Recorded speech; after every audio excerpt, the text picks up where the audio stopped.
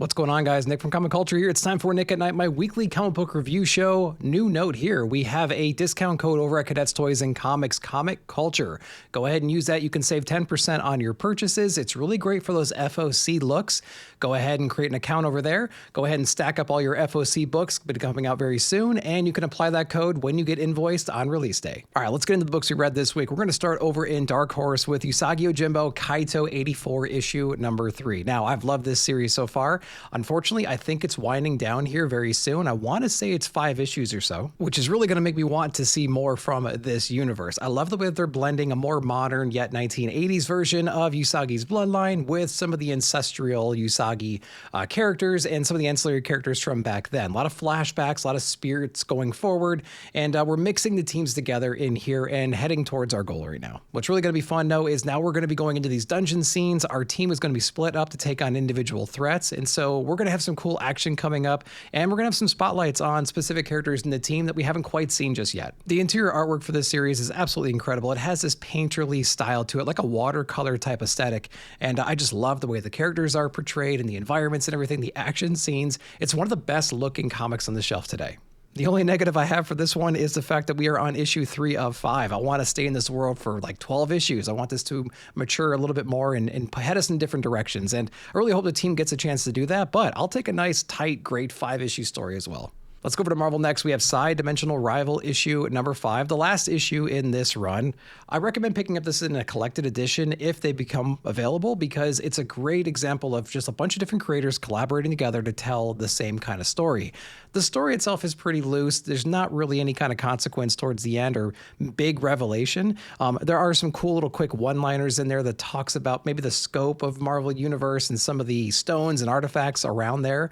Basically, Sai is going around dimension to dimension trying to find these stones for the certain person, and she gets in all kinds of trouble along the way. Each time she goes to a different dimension, there's a new guest writer and artist for that section, so it's a cool change of pace whenever we go to a different dimension. This one kind of collages all the different issues together as well, so we get to see all those different art styles from the previous 5 issues mixed together inside of here on certain pages, big splash pages, so that was a really cool ad there. So like I said, this is kind of big dumb fun, but in a cool, calm, collective kind of a way. So there's not a story here that's going to be blowing you away, but you're going to be really intrigued to see what kind of artists are popping in and out and what kind of ad they're putting into the book. Next up is Of the Earth issue number 1. Chris Condon on this one, Charlie Adler as well. I was excited to see this creative team teaming up for this book. Now, the book is 40 pages. It's got that $5 price point, which I think is perfectly fine for an issue number 1 especially. And the story really focuses around a girl who's on the run right now. There's some shady people that are after her. She's having to go back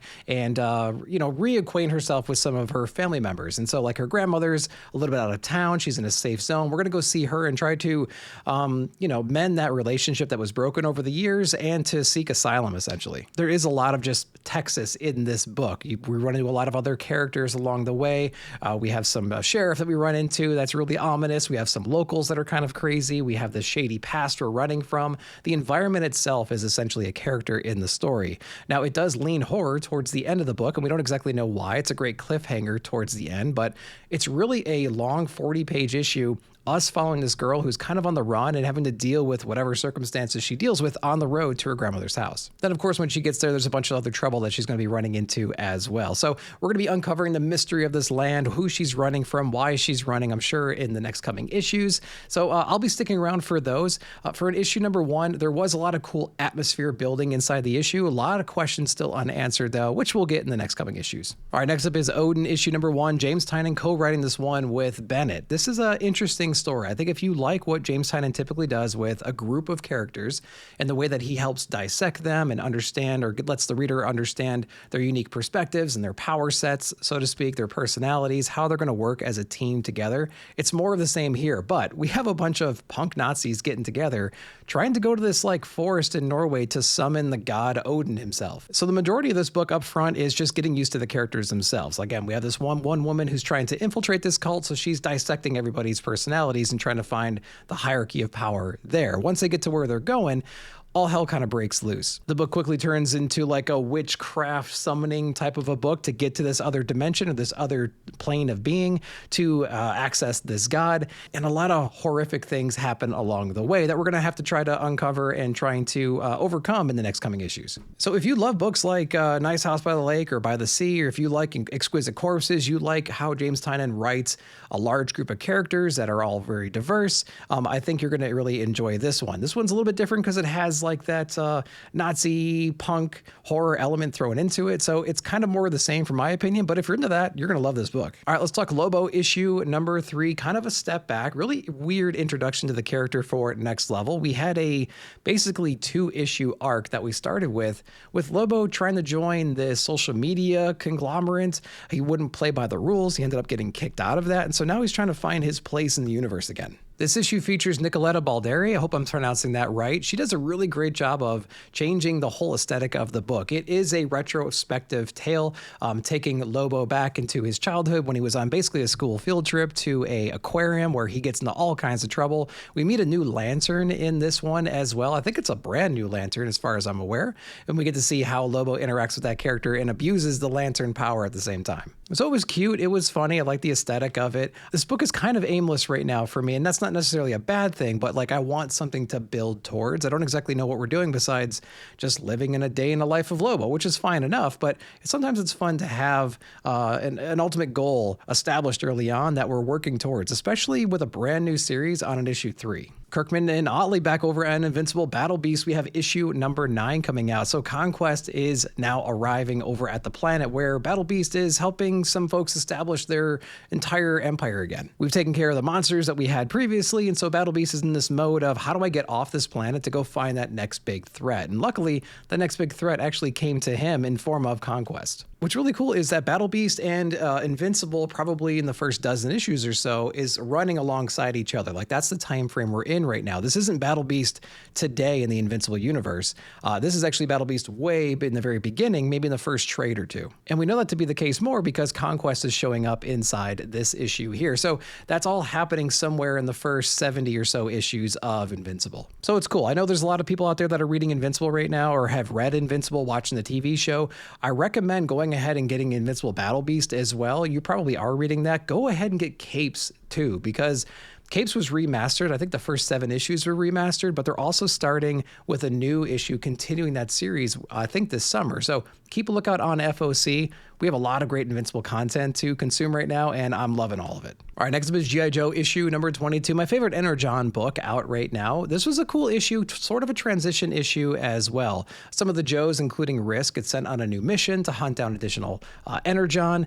Destro is sent in the same way to go to the exact same place to figure out where this Energon is. Cobra and Destro are still having this little power struggle. They both think they're smarter than the other one. They're both not quite so trusting of each other. So it's cool to see that dynamic continue to play out. But this issue really features Risk and his post-traumatic stress and how he's dealing with it right now, and how certain new villains are using that to their advantage and throwing him off his game. So we get to see some Joe and Destro and his army action inside the issue, but we also get the new villain Crystal Ball in here. Now, I have no idea who Crystal Ball is, but he has some cool illusionary powers on display. He's kind of like a Mysterio type character, and he's using all this past trauma that our Joes and some of Destro's folks have to his advantage. So another really good issue. This one, although features a unknown villain to me, sort of a transitional issue. We're kind of between arcs at the moment, but still a really good one. Let me know if you're reading it. All right, next up is Deathstroke the Terminator issue number 3. I love this series. Tony Fleece is doing a great job, and we have an amazing interior art team on here as well. What sets this one apart from some of the other Next Level books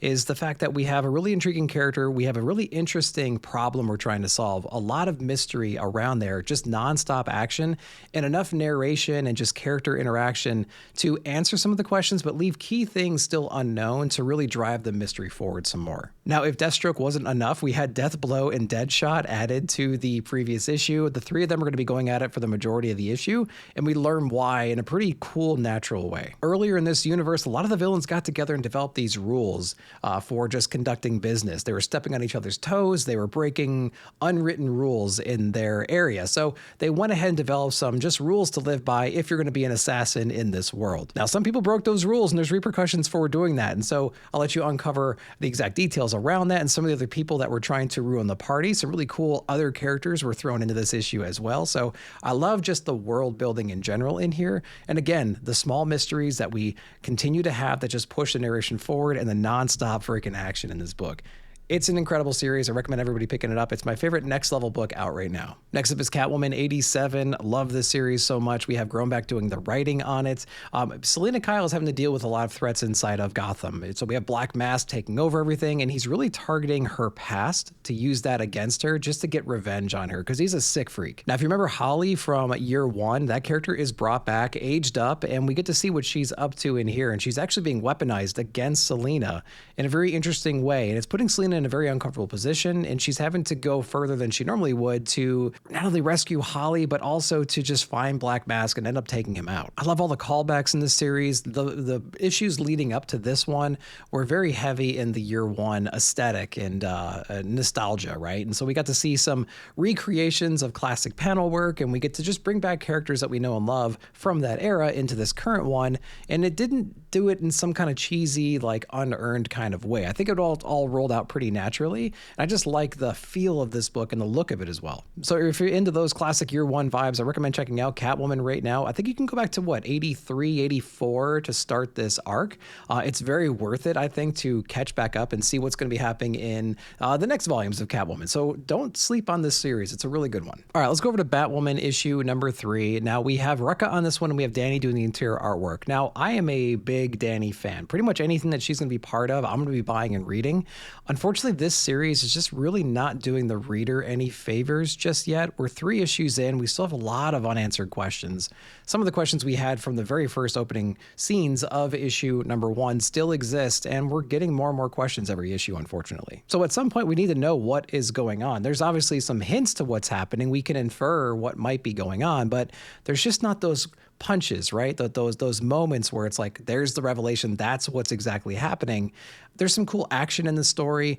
There's a lot of other characters that we're having to deal with, unfortunately, than just like Batwoman herself. It's just not focusing on the right things for me personally. There's something going on with the pacing of the book too. I'm not entirely sure what it is, but it doesn't feel like it flows quite as smoothly as I was hoping it would. I think you could tell what pages Danny is specifically putting a little bit more time into as well. Some of the other scenes with other people besides Batwoman, like in costume fighting, seem a little bit too bare bones for me. So there's a couple different things going on here that I'm not necessarily aligning with. I don't really enjoy. I'm going to be reading it through the first arc just to see where it goes in general. It was the book I was most excited for in the next level line, and it's just not meeting my expectation, unfortunately. But I'm interested to know what you guys think, though, down below. All right, next up is Absolute Black Canary. Wait, no, that's not right.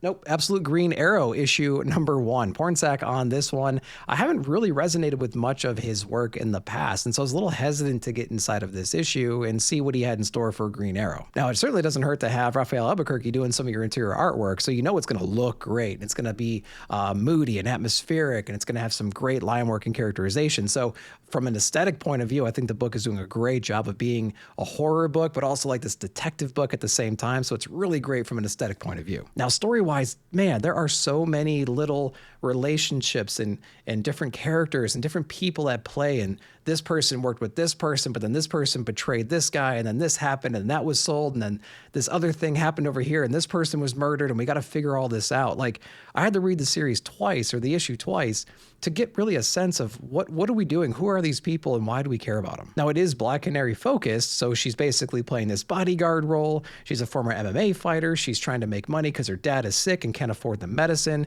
She gets basically strong-armed into being a bodyguard for this really messed up person who's on the kill list for this mysterious Green Arrow character. So I think that some of the scenes worked really well when Black Canary is kind of cornered and being pressured into doing these things. There's a lot of great like emotion and feels behind all that. The Green Arrow moments when he was actually on the page and doing what he does best, those parts really stood out. It's all the relationships and the connections and just the history of how we got to this part that really slowed me down and just bogged the reading experience for me. Then the last page reveal was a little bit shocking and jarring at the same time, so I don't exactly know what to do with that information. Something really weird is happening, and there's obviously this like poison involved, and so obviously we're going to uncover it in the next issue, but I just wasn't expecting this story to be handled in this way. And so I'm not saying I didn't like the book, but at the same time, it didn't meet my expectations either.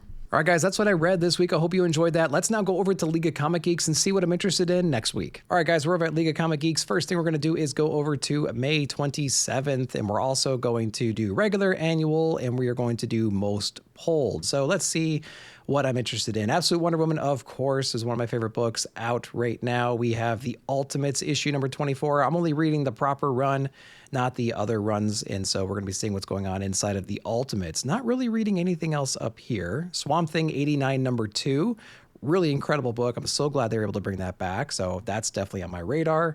We have Zatanna issue number 2, another great series. Jamal Campbell is coming back to do that. We have the Infernal Hulk number 7, so that's what I'm interested in mostly up on that row.